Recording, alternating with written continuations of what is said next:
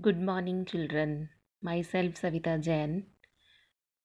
I welcome you all in 11th class. Children, you have already done trigonometry in 10th class.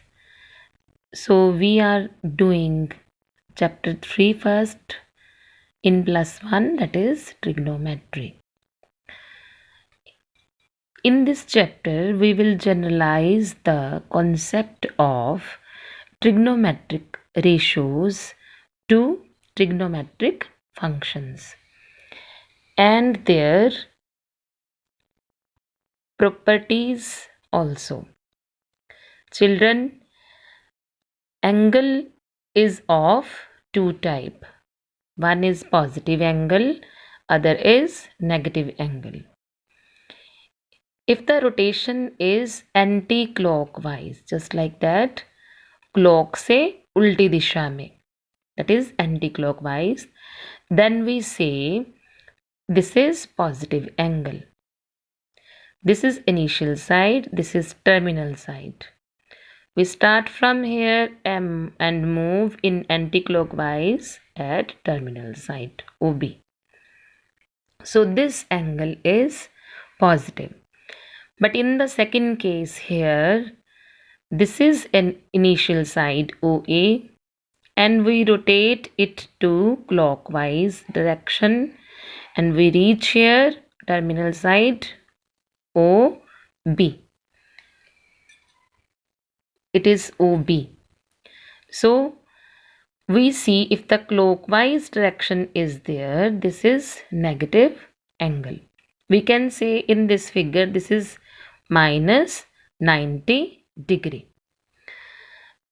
There are two units of measurements of an angle.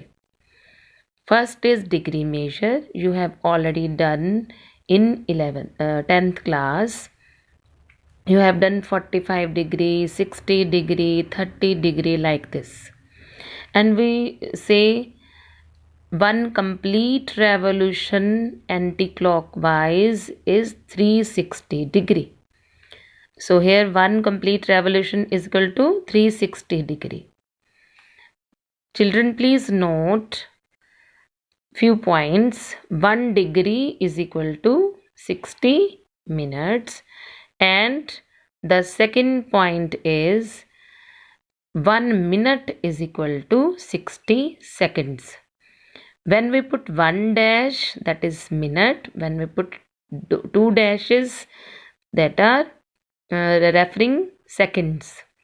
So 1 degree is equal to 60 minutes. 1 minute is equal to 60 seconds. On the other hand, this is new thing for you. We can measure angle in radian also. Suppose we have a circle whose radius is 1 and we cut an arc also 1 unit. Then angle made by this radius and this arc at the center is 1 radian. And we write it as theta is equal to 1 raised to c. C refers to circle, that is 1 radian. Now circumference of the circle is 2 pi r. Here r is 1. So what can we say? That one complete revolution is equal to 2 pi into 1. That is 2 pi radians. So this is also complete revolution 360 degree. This is also complete revolution 2 pi radians. So by 1 and 2 equation, we get 360 degree is equal to 2 pi radians. Or in other words, we can say 180 degree is equal to pi radians. So children, you have learned what is the relation between degree and radian. Now, come to arc angle relationship. Suppose we have a circle whose radius is r and length of an arc is L. and the theta is, which is anti-clockwise direction, theta is positive, but in radians. We say this theta is equal to L upon R, that is arc upon radius. That is the relationship. We can find out theta with the help of this formula. Theta is equal to L upon R. But please keep in mind, if R is in centimeter, L should be in also centimeter. If R is in meter, then you must convert L is also in meter. And always remember, this theta should be in radian when we apply this formula. So theta is equal to L upon R. Now children, conversion into degree or conversion into radian. We have two aspects here. First is conversion into radian.